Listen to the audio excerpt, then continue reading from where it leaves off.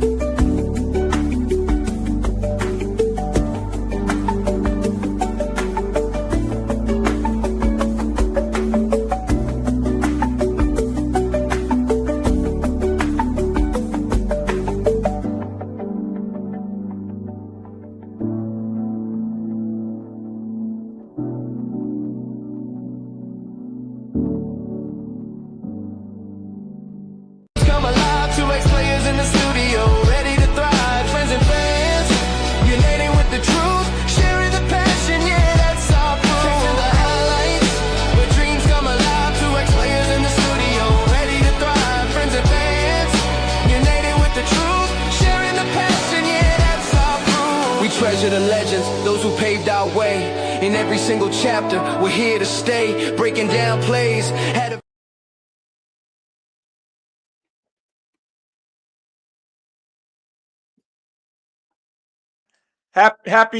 Hello, everybody. Happy New Year. This is Lonnie Watson with the Chasing the Highlights podcast, along with my co-host Tony Robinson.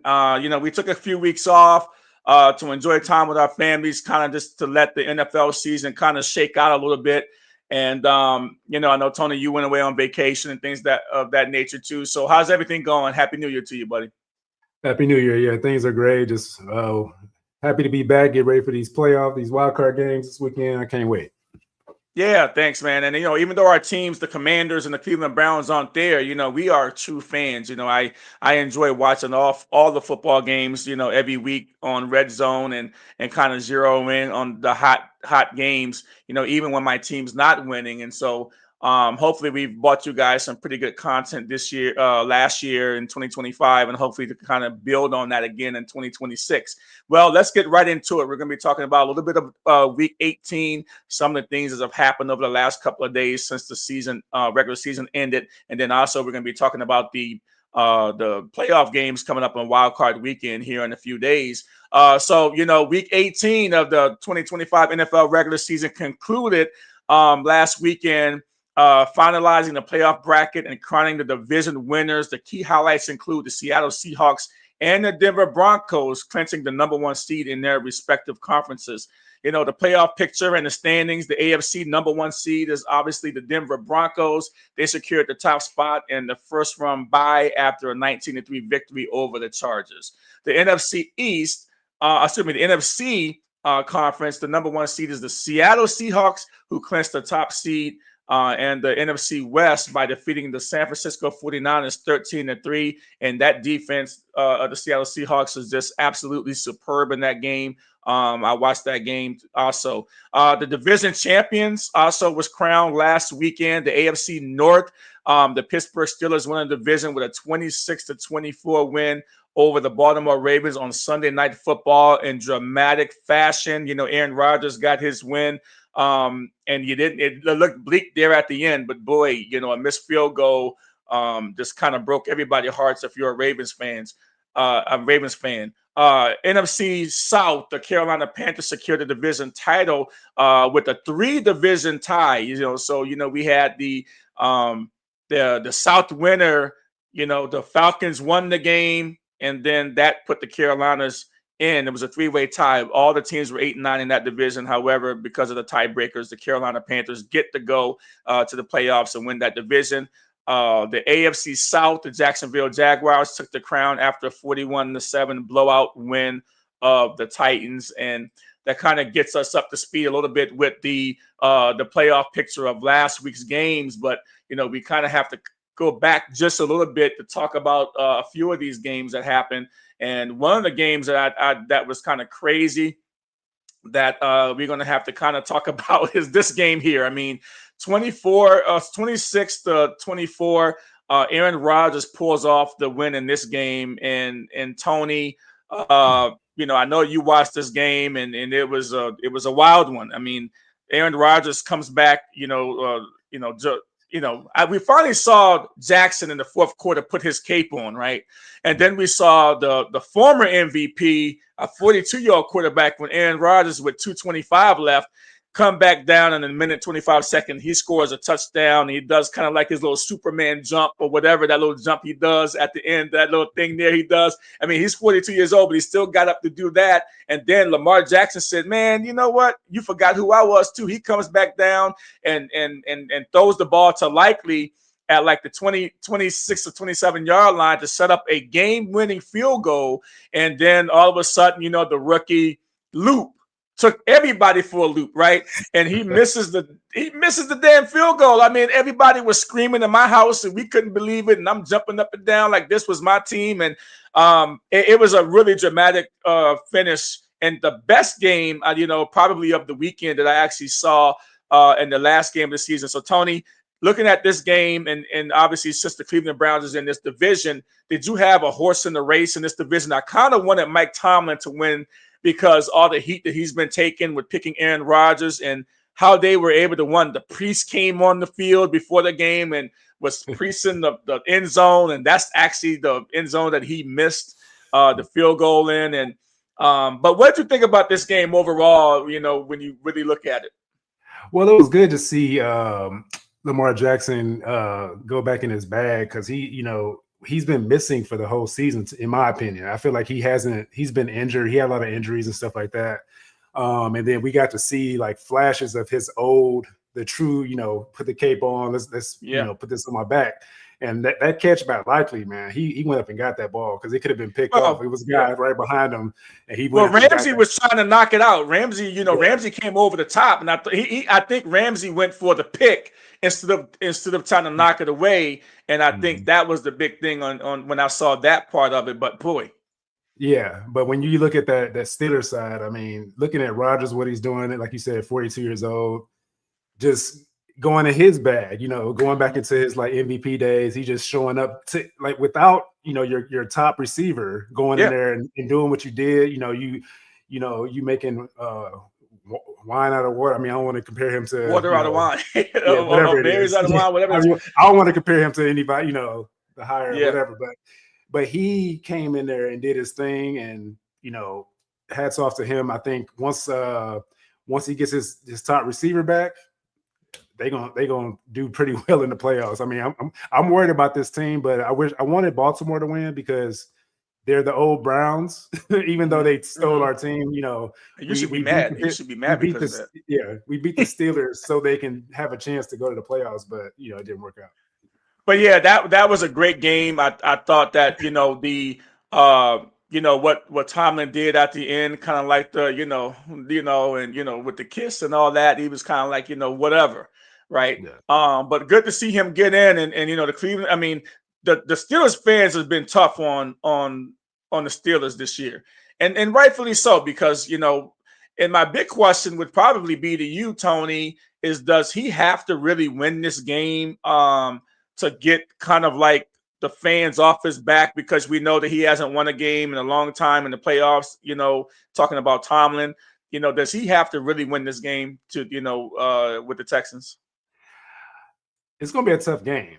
The Texans are playing lights out defensively and stuff like that. Offense is okay. It's, they rested some players in week 18 so they can get ready for the playoffs. But if Houston's on, I don't know. It's going to be tough for the Steelers, but once they get their receiver back in Pittsburgh, I feel like they have a shot. It's hard to stop him and then stop the running game and stuff like that. But I feel like, with the experience from Rodgers, he has a chance. It's always a chance with Rodgers. But I feel like if they don't win this game, though, they're going to be calling for him. They've been calling for him for the last 3 years now.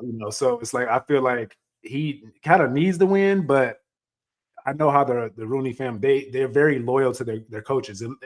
They pretty much give the coach the option to want to leave. You know, they usually stay with them as long as possible and stuff like that.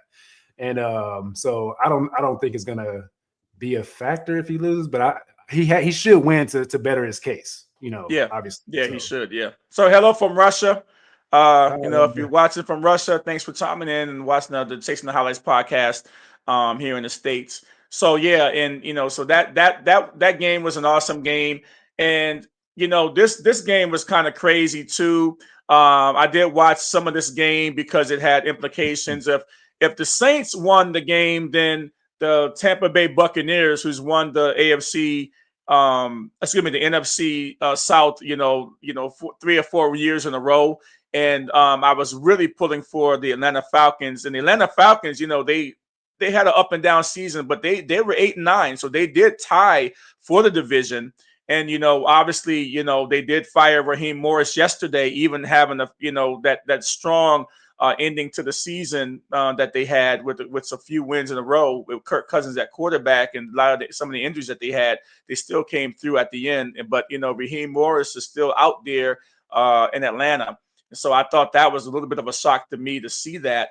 But, you know, it is what it is on that end. And they've got a lot of changes. And obviously, you know, their GM is out also. And then they're talking about Matt Ryan going in as a top executive there in Atlanta. So that was kind of surprising to me. I thought Morris has done enough, Tony, to keep his job.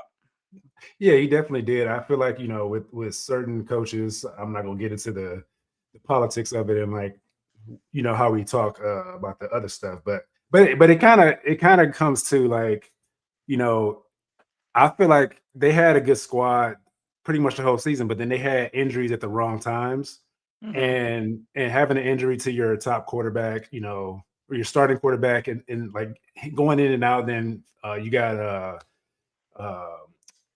the other quarterback coming in to try to like whatever, but I don't know. Yeah, you mean Kirk Cousins? I mean, you know, Kirk Cousins was supposed to be his job from day one anyway. Yeah. Then of course, you know, Penix, they get Penix, and then they make the change, and then he gets hurt, and Kirk Cousins comes in as the veteran that he is and bails them out pretty much the last 4 or 5, like 5 or 6 games of the season.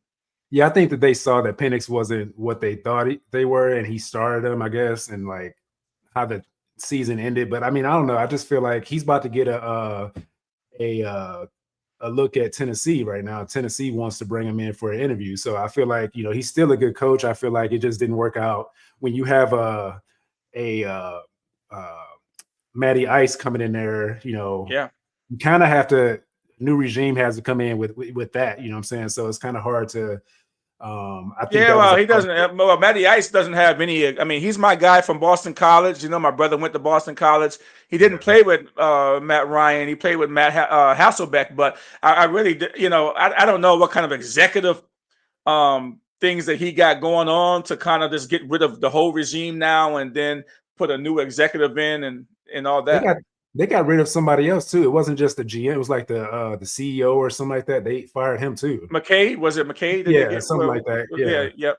Yeah, I mean, so there's a whole overhaul done that's going on in Atlanta, and you know, man, they got a lot of talent on that team. So it could be an attractive job for someone there to get that job. Yeah, well, maybe it's possible, right? Anything is possible. Yeah. And, you know, I got to talk about, you know, the Cleveland Browns ending strong too at the end of the season and what they were able to do 20-18 over the Bengals. And, you know, it you know, that's your team. You know, Shadur Sanders came in. He's got a couple of wins under his belt, signature win against the Pittsburgh Steelers. And then he gets the win here. Not quite sure he played well, but that defense was on fire. And of course, you got Garrett now that is on top of the world, right? He's on top of the world. New single season sack record for your guy, Myles Garrett, 23 sacks. Right. He's on top of the world, man. He's the king. And so I'll let you kind of talk about that and what that kind of means to the Cleveland Browns organization and just how you've been able to see him over the last 8 or 9 seasons just progress into getting the sack record. Yeah, it means a lot because he's been on like the worst of the worst teams that we've had in Cleveland, and he still shows up with his lunch pail and like coming and playing like he's playing for a championship.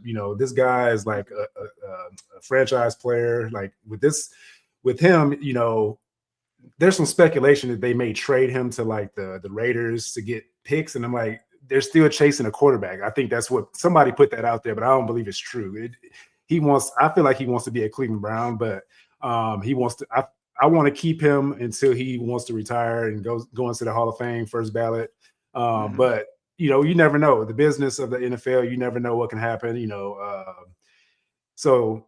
But this sack record is a big feat, and he got it in less snaps. So all these people coming into the comments section saying, "Oh, Jared Allen won it or whatever first." So what I'm like, what are you talking about? I hear a lot of stuff, and they talk, try to diminish his feat, like what he did, right?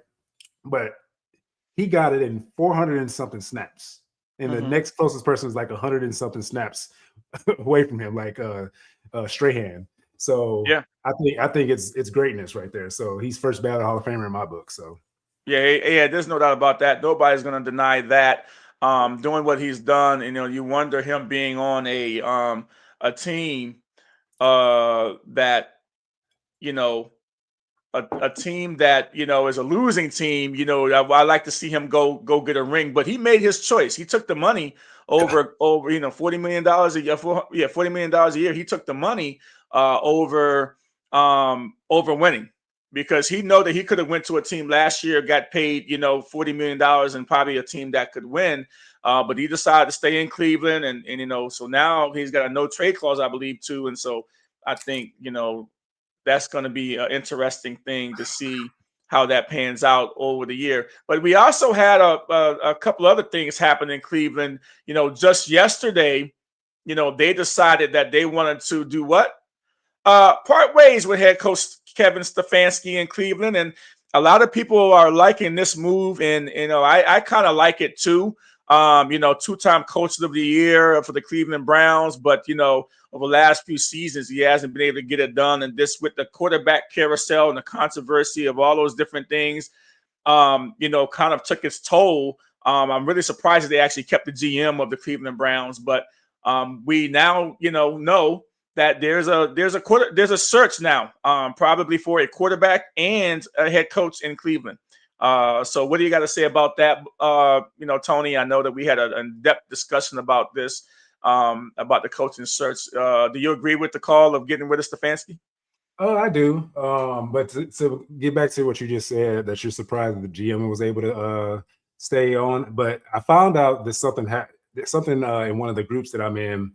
They said that he put it in a way like the guy that they fired before was like the executive of the Browns, like calling all the shots, right? And how the owner said the reason why AB kept his job, right? So the way he painted it was like the guy that they fired, I forgot his name, but it begins with a P, but they fired him, and he was probably making all the decisions. And then once AB was able to make decisions, he got draft picks, he made some trades and stuff like that. That's why they're giving him a higher position, because he did all these things when the other guy got fired. And that's the reason why they kept him over, and got rid of Stefanski, because I feel like Stefanski and the other guy that they fired was in cahoots together to pick Gabriel, because they made decisions together. I feel like Andrew Berry was out of the loop in this. I feel like that's what is starting to filter out when you see all the stuff that's coming up in the Browns groups that I'm in and stuff like that. But I don't know, it's all speculation. I feel like, but it has some relevance to it, because it seems kind of weird that they kept him. Usually they just do a clear regime wipeout or whatever. But they promoted him because of what he did in the draft. He brought in our 5 top players on our team right now. Junkins, all those guys, Fannin, Shador, just all the players that we have that are rookies, and our linebacker too. And it's like our future. He drafted all those guys. He traded for he traded a guy away and got another like all pro cornerback from Jacksonville. So he did a lot of things, made a lot of moves that that looking at it, the owner was like, yeah, we got to keep you for the future and stuff like that, and give you a higher position so you can make all these decisions and stuff like that. So I Yeah, feel like, well, also Andrew Berry, now that we're talking about him, he said he did say in a press conference, I want to say, acknowledge significant progress in Shedeur Sanders' mental and physical development, but stress he's a work in progress. Okay, requiring further evaluation and commitment to the quarterback position, leaving his 2026 starting role open as the team explores internal or external options. Berry praised Sanders for playmaking, accuracy, and mobility, but emphasized the importance of solidifying the quarterback position for sustainable success for the Cleveland Browns. And, a lot of the fans might not like that, but I think I said yesterday, Tony, in our conversation and just our overall, conversation just about the Cleveland Browns and kind of our pre-production meeting, right, that we had yesterday after not talking for a few weeks about the Cleveland Browns. I said to you that right now, I do not believe that the Cleveland Browns will make the playoffs next season with a quarterback that is currently on their roster. Okay, that means Dylan Gabriel, that means Shedeur Sanders, and that means with Watson too. Now, I do say with Watson, and I did say to you that I don't believe that if everything stays the same, that I don't think that Shedeur can beat out Watson next season. So when I was talking about in the podcast earlier this year, about 5 or 6 weeks ago, that it was important that Shedeur plays well because he doesn't have time.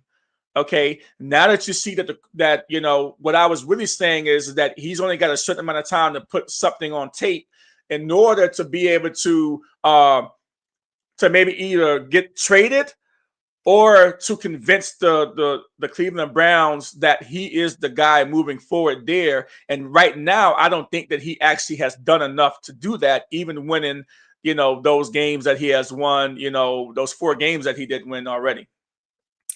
I'm paraphrasing here, but I'm going to say, what did he say? He's like, what can happen if I had a full offseason to prepare? Because he didn't get a full offseason. He didn't get a full, any time with the ones during the whole season to half the season or whatever when he came in. So give him more time. Yeah, he's a work in progress. Most quarterbacks that came out this year are still a work in progress, even though some may have done better because, just how the circumstances went. But give him time. And if Watson beats him out, he beats him out. He still has a year to play and to come back and show that he can still play and lead his team. Talking about Watson, so if he does beat him out, okay, it gives Shedeur more time. But I still feel like giving Shedeur time during the offseason to actually learn and do different things and get with the new coach to learn the process and stuff like that.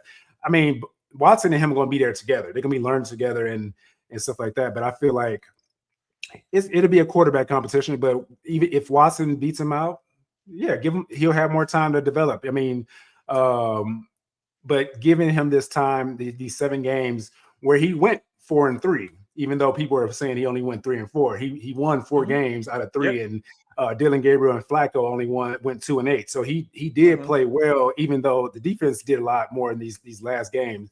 But I feel like if he had more time, then he would have probably the record would probably been a little better. But 56.6 completion rate is very low for even a rookie to come in.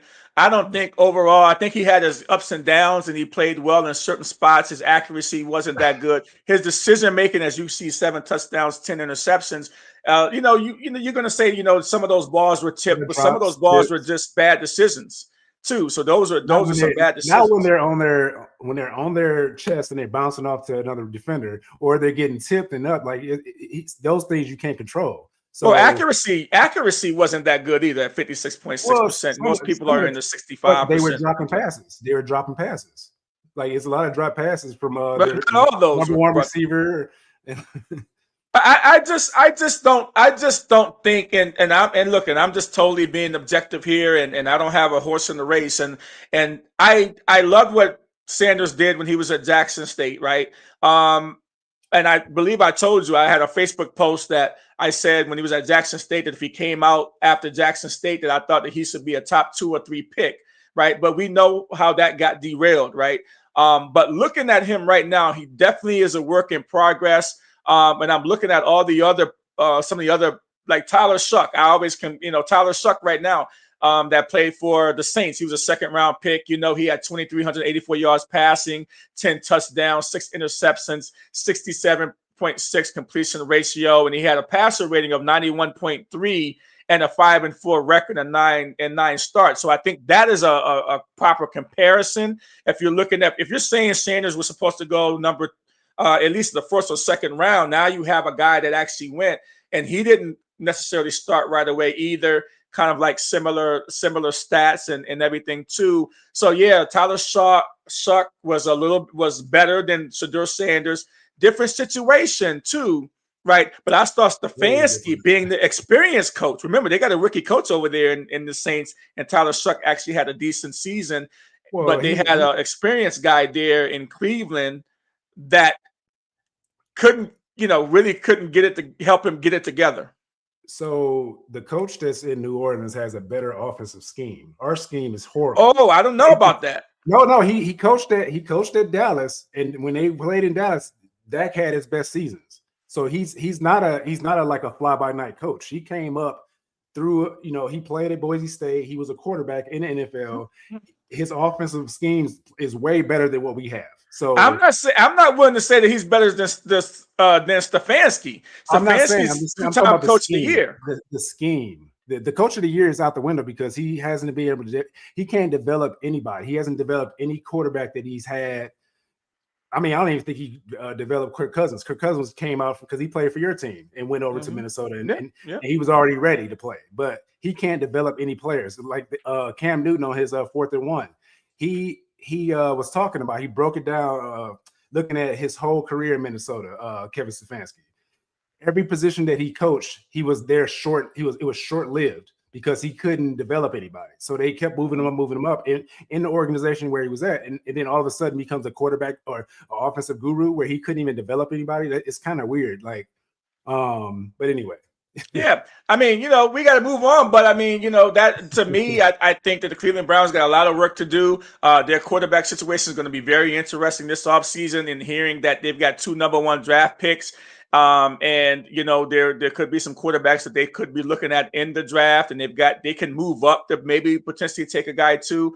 But remember, they drafted 2 guys this year in the draft, and so I mean, I don't know. I mean, clearly Shedeur Sanders is probably not the guy there. They're going to have some stuff moving forward, so we'll see how it works out. But we got to move on from that. But we talked a little bit about some coaching vacancies, and so vacancies in Arizona, Atlanta, Cleveland, Vegas, the New York Giants, and Tennessee.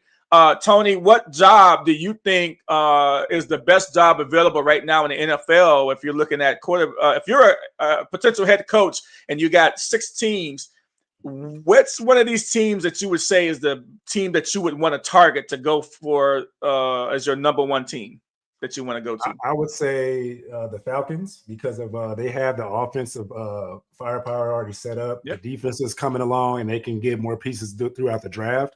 And they just, I mean, I would probably start Kirk Cousins moving forward just to give Penix some more time. I mean, I like Penix, but I feel like he wasn't ready for the moment when he got the start. But if you go in there with that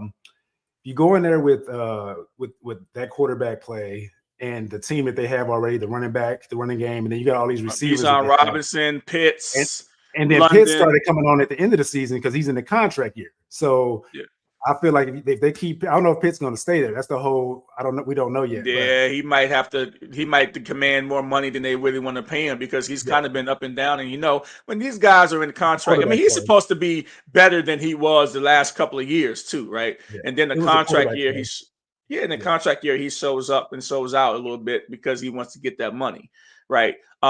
Yeah, I'm probably saying if you're going to go with the Atlanta Falcons, I would say the New York Giants. The New York Giants. So they're probably 1 and 2. Atlanta's probably 1 and 2. You can go back and forth with that. But boy, I mean, you've already got Jackson Dart. You've got Scatterboo there. You've got Neighbors that's going to recover. Neighbors and Scatterboo that were injured this year, they're going to recover and be back next year. Jackson Dart did show me enough to be the number one guy there. Just his decision making, his arm talent, his toughness. But we did talk about he's got to stay healthy. Him and Zayden Daniels in that NFC East. The best ability is availability, and him and Zayden Daniels got to learn. Hey, get yourself down when you make these plays, because they're going to make some splash plays. And Jackson Dart's going to run through a brick wall the way he's kind of playing. And then that Giants defense. I mean, man, the Giants defense got some pieces over there, right? Man, they got pass rush. I mean, they put it on the Cowboys too, 34-17. And I know, some say, well, they got Dak out the game and they put Milton in the game and this and that. But no, the Giants was putting it on the Cowboys, last week. So I'm saying the Giants is a spotlight team. They've got a lot of good pieces in place. They've got a good fan base, but you're going to be in the spotlight and they're going to want to win fairly soon if you go to New York. And I'm not quite sure if Atlanta's patient either with their people.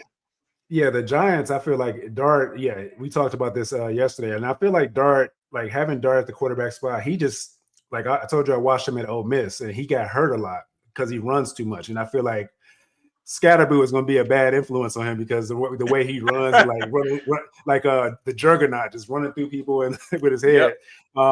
But I feel like if he can get down or throw the ball away and stuff like that, he'll be he's going to be a great quarterback moving forward. But I have my number 3 will be the Cleveland Browns because of their defense.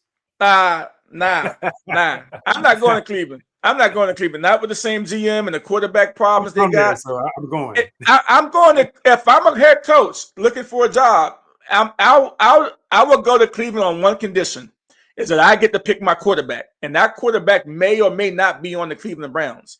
I don't think that I'm going there as a head coach and saying that I want any of these guys that you've already got here. I need to have the autonomy to be able to pick my guy, and it could be Shador. It could be Watson.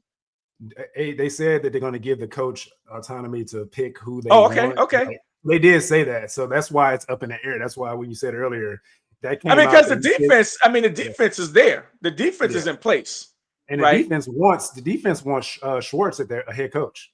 Yeah. So just so you know that, but I feel like the people that are out there, like Mike McCarthy, Gruden, and other coaches, I feel like the defense wants Schwartz because it's been a consistency there with the defense. So they want to lead with that and just bring an offensive coordinator in and stuff like that to move forward.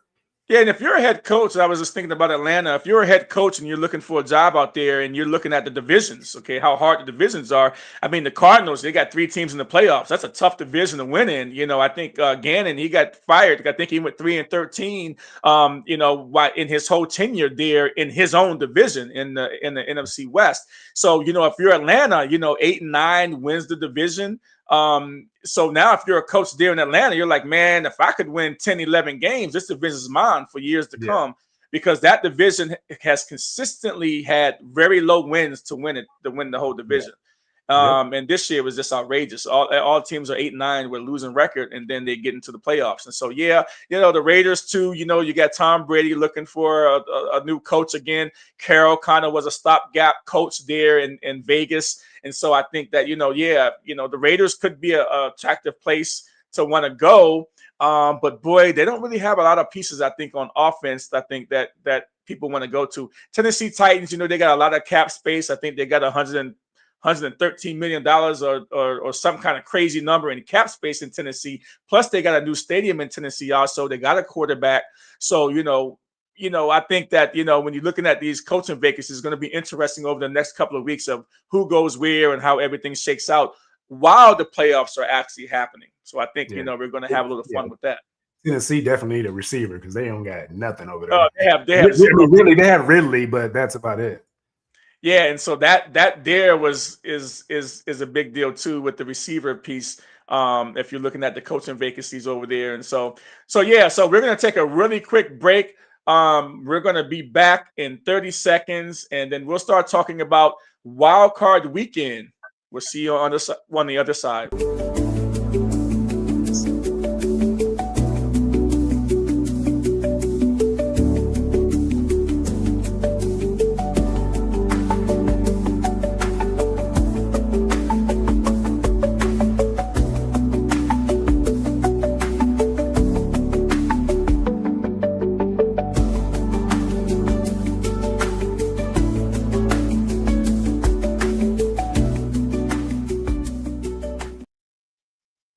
We are back, and welcome to the Chasing the Highlights podcast, and Happy New Year to everybody who's been watching us all these weeks here, and thank you for tuning in. We had somebody from Russia, we had someone from Indiana chiming in the comment section, so thank you very much.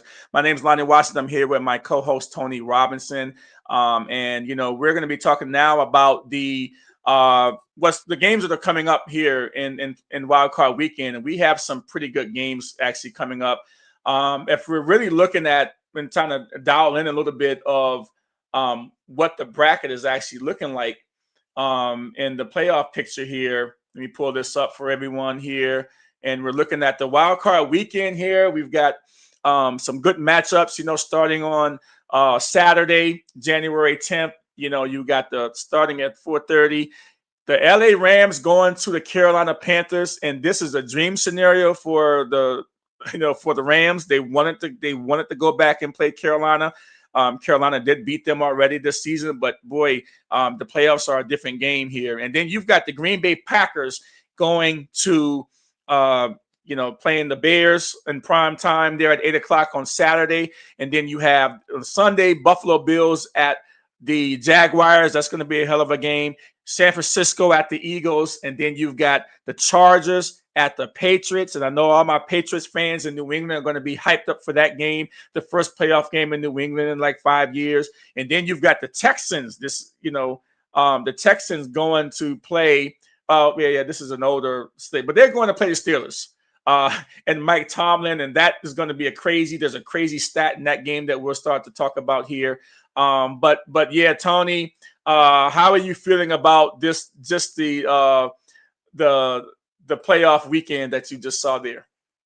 I'm just excited because I love football. Football is my favorite sport. So like during the playoffs is like where it like really gets serious, and like you see players play better, make the names for themselves and stuff like that. The playoffs is like I think of the season as just practice for the playoffs, just to get ready for the playoffs. Yep.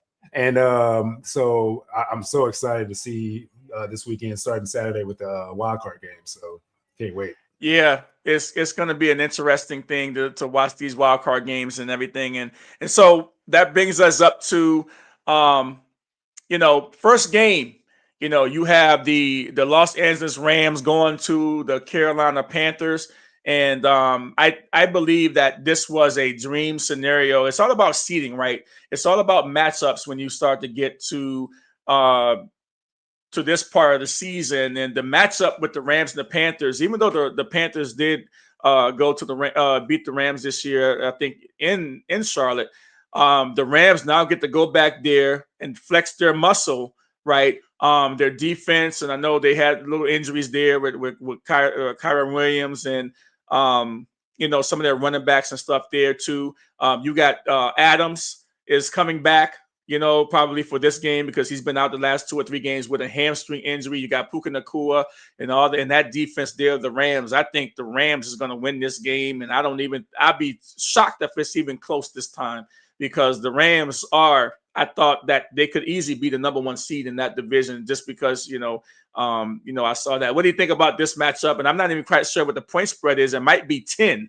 I think it might be 9 or 10 points here for the Rams.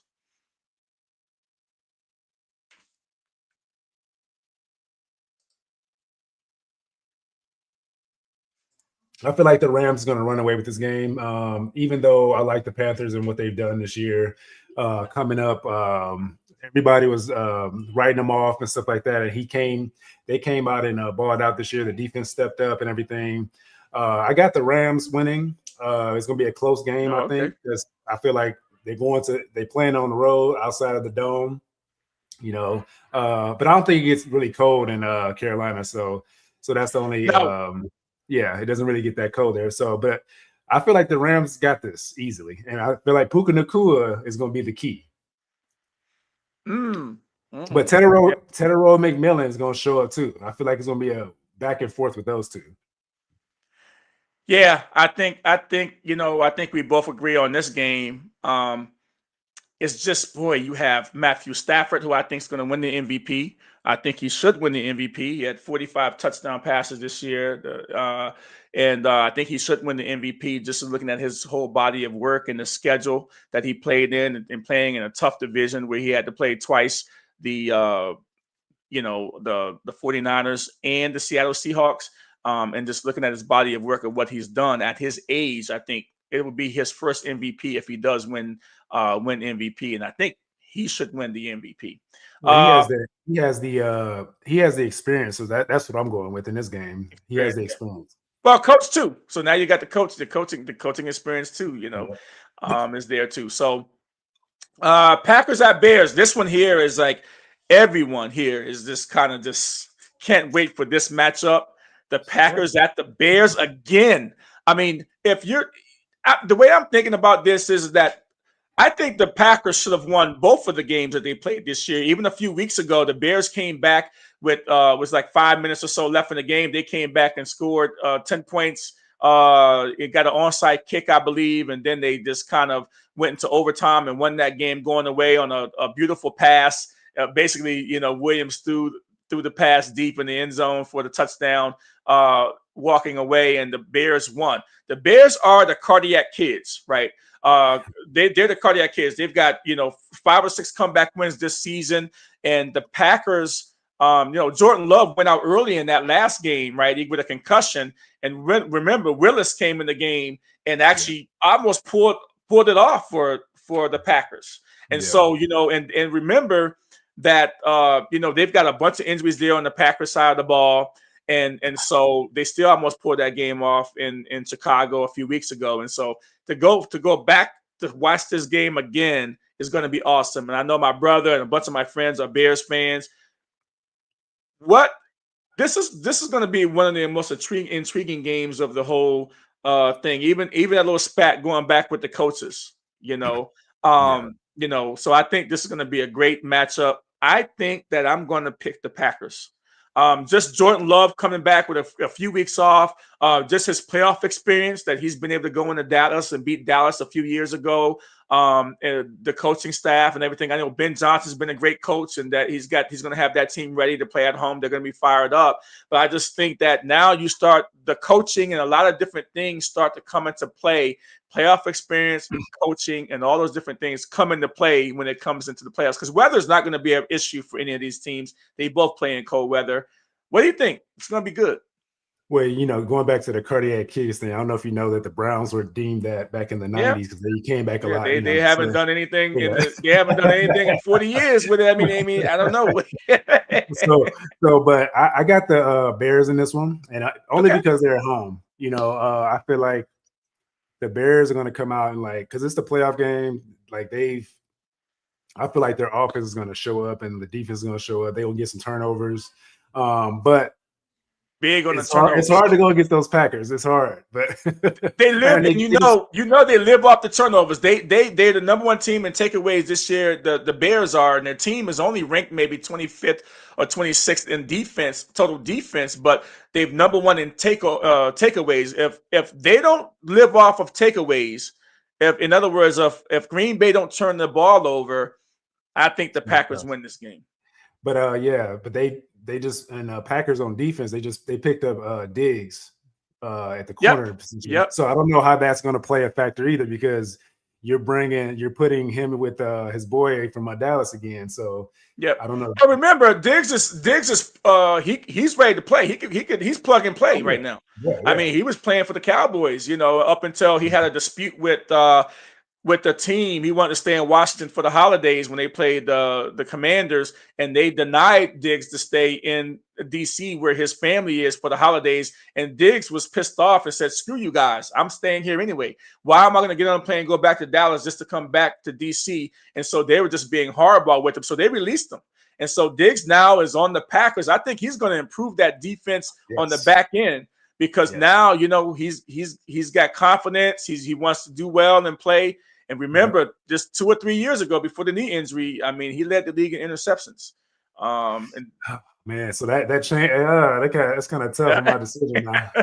But I feel like the running game for the Bears is going to have to show it because the Packers they give up a lot of, I mean, not a lot of rushing yards, but they that's their weak spot, stopping the run. They can stop passing or whatever, but I feel like they're gonna run the ball right at them. I mean, that's the only thing I could see them winning the game off of and stuff like that. So yeah, I got you, Road. bear down. Road 9056, bear down, man. Bear down. I mean, hey, I would pick the Bears, but man, I don't feel good about it because they barely won with the backup quarterback Willis in the game a few weeks ago, and it took the miracle for them to win that game. But they didn't have Jordan Love in the game, and they were probably throwing some body blows at Jordan Love too before he actually got hurt. So I will give the Bears that. Jordan Love wasn't playing well in that game anyway before he went out, and so I mean, bear down. I got you. I hear you on that. Yep. So let's see. We're going to go to a different game here.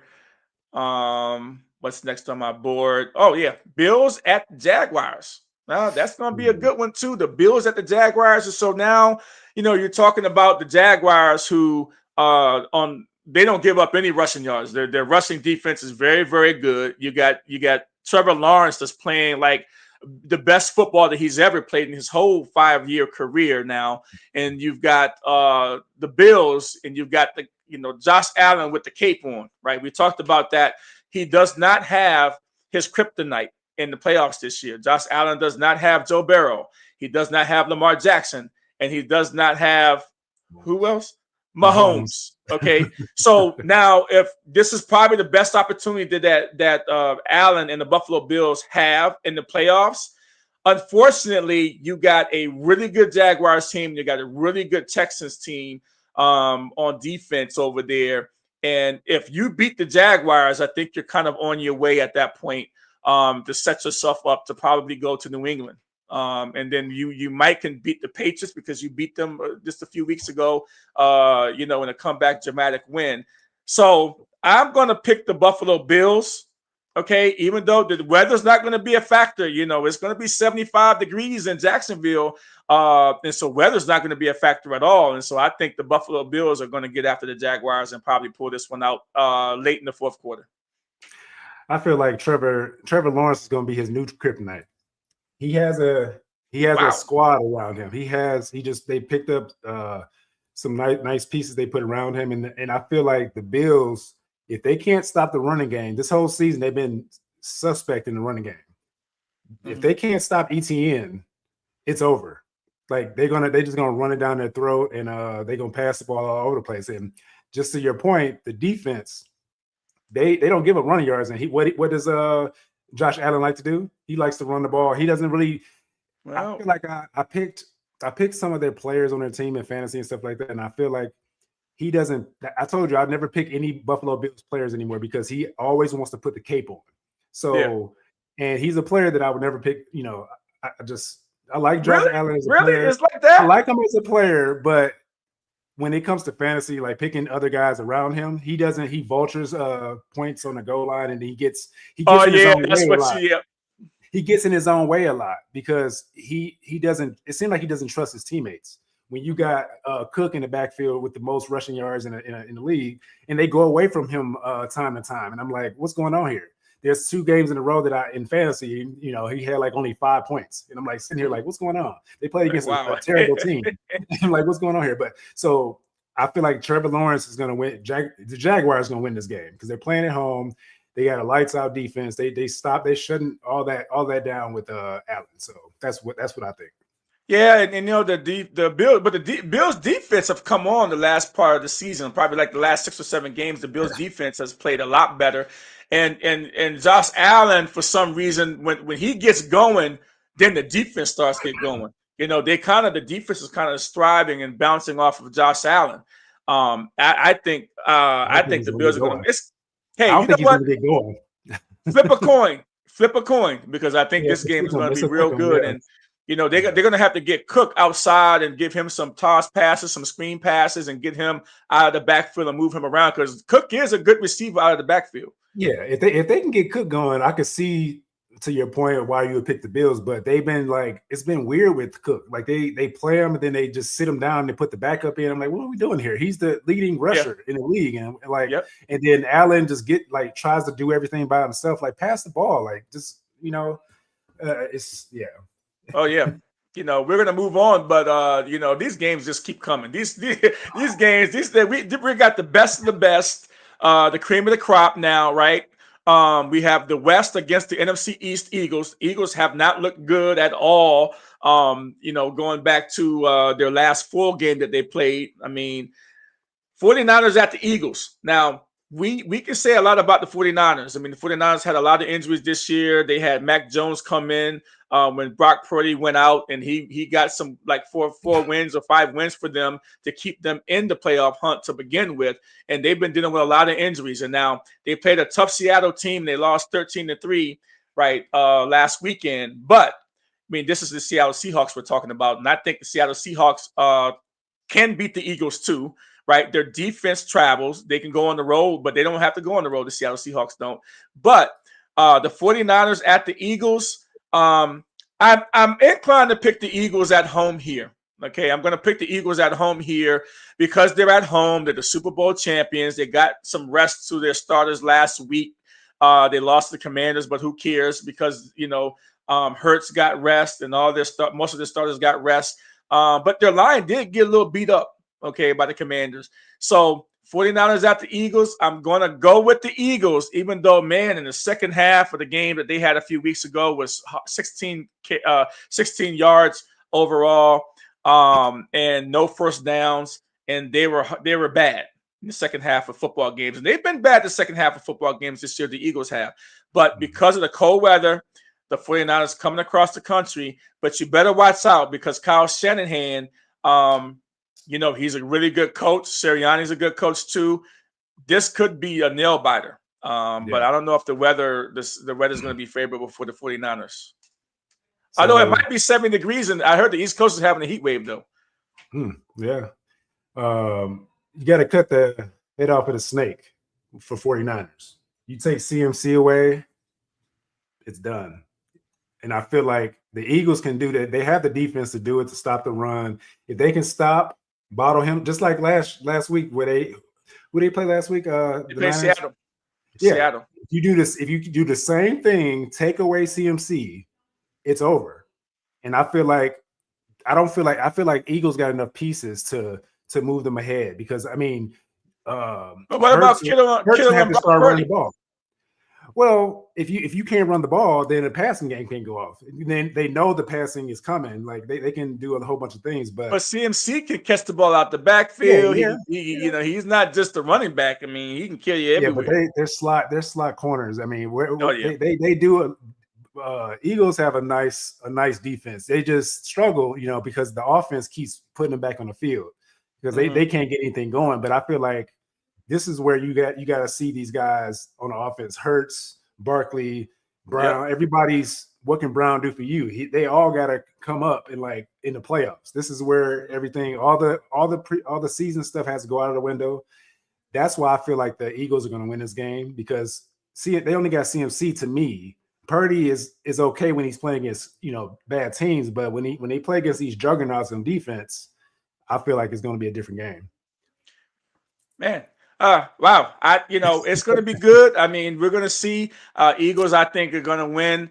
But I'm reluctantly picking the Eagles because, man, their second halves of some of these football games have just been the worst in the NFL history, by the way, in some of these second half of these football games. If they can put together a full, 60-minute football game, the Eagles can win this game. But if they play around, if they come out on fire, the Eagles come out on fire, get a 10-point lead, and then think they're going to cruise to a win at the end and shut down the 49ers, the whole second half is not going to happen. They about to turn that light switch on. The light switch is about to be turned on. Yeah, we'll see.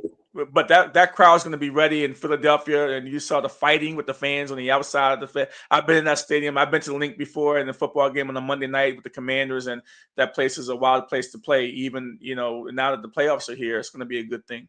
So we're going to move on to the Chargers at the Patriots, right? Chargers at the Patriots. Now, this is going to be a really interesting game for me.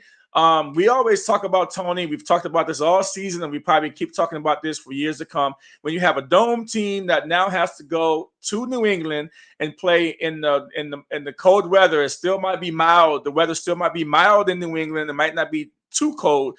But now the Chargers are going out of the dome and they're going on the road and they're playing the Patriots. However, Harbaugh in the playoffs, and you start looking at the coaching matchups and just Harbaugh coming from college and him winning a national championship, the way he likes to play.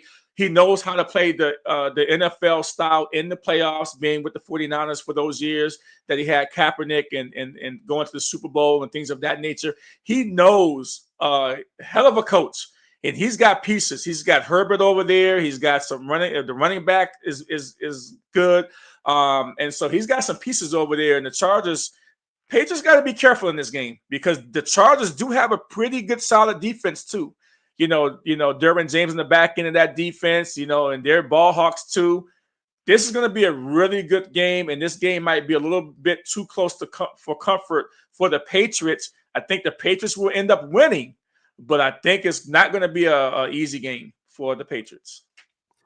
Yeah, I got the Patriots in this one too, only because it's too many factors coming out of the dome. I've been saying this for years. Like, I feel like any team that comes out of the dome to go play outside, it kind of changes the game because you got the elements and stuff like that. Mm-hmm. And playing in New England, it's like, always cold and like windy or whatever. But just like in Cleveland, I always got to throw my Cleveland plugs there. You know what I'm saying? But yeah, I got the Patriots in this one. I feel like the defense they're gonna take something away, and what that is probably gonna be Herbert. They're gonna try to take Herbert away because they don't really have. I mean, they have a good solid running game on the offensive side, but I feel like you got to cut the head off of the snake of Herbert. You got to find ways to take him away.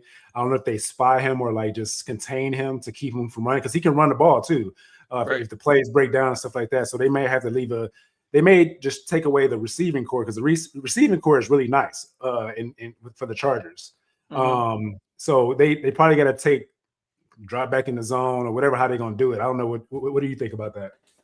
I think that I just think that the running game for the Chargers is going to give the Patriots some trouble. And I think just Herbert, just a big, strong body quarterback out there standing up in the pocket, throwing the ball down the field and making plays. I think this is I don't know if this is going to be a high scoring game, but New England Patriots can put points on the board with the way they like to run the ball. You got two teams. The first thing they're going to try to do is establish the run. If the Patriots think that they're going to come out and start passing the ball all over the yard on the Chargers, that's going to be their first mistake. But we know what Harbaugh is. Like Harbaugh, he's going to run the ball. He's going to try to establish the run. He's going to get Herbert out there making plays. And Herbert's a big guy. He can go out there and run just like Drake May. I think that they're similar type of quarterbacks. But we want to see Herbert now mature. Right, Herbert's been in the league now 5 years. You want to see how he does in the playoffs. You want to see how mature he is now, and is he ready for the moment? If he goes there and no more excuses for him. I said no more excuses.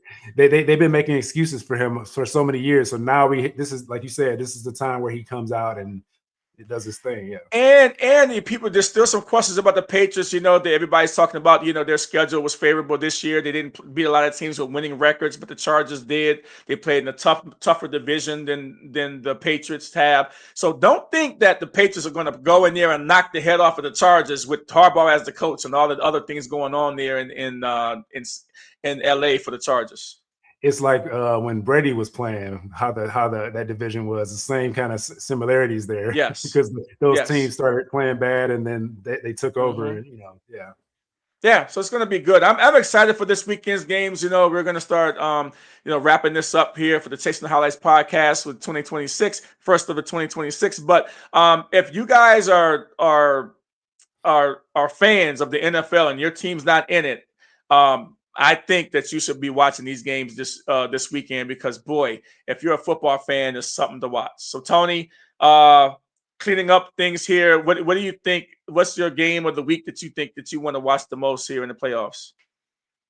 I think it's that Bears-Packers game. Yeah, interesting game. And I like the 49ers and Eagles too. That's the ones I'm definitely going to watch. Yeah, well, the wife still knows it's not February yet. It's not the end of February yet. She still knows that I can't go to the outlets and all that stuff on Sundays. I'm still watching these games, and it's still football season. But she's counting the days until the Super Bowl, because that's when she can start putting stuff on her honey-do list on Sundays, right? So Go for get that me, Fila, go get that Fila, huh? yeah, go yeah. Well, Fila outlet's gone now, so I'm doing Under Armour stuff now, and Okay. Puma, and all these other different things now. I think I got the memo. Yeah, I don't know, man. We didn't talk about this, brother, so I don't know. But anyway, so thank everybody for watching. We'll see you next week with the Chasing the Highlights podcast. My name is Lonnie Washington, along with Tony Robinson. See you guys later. See you next week. Come alive, two ex-players in the studio, ready to thrive. Friends and fans, uniting with the truth, sharing the passion, yeah, that's our proof. Chasing the highlights, where dreams come alive. Two ex-players in the studio, ready to thrive. Friends and fans, uniting with the truth, sharing the passion, yeah, that's our proof. We treasure the legends, those who paved our way. In every single chapter, we're here to stay, breaking down plays.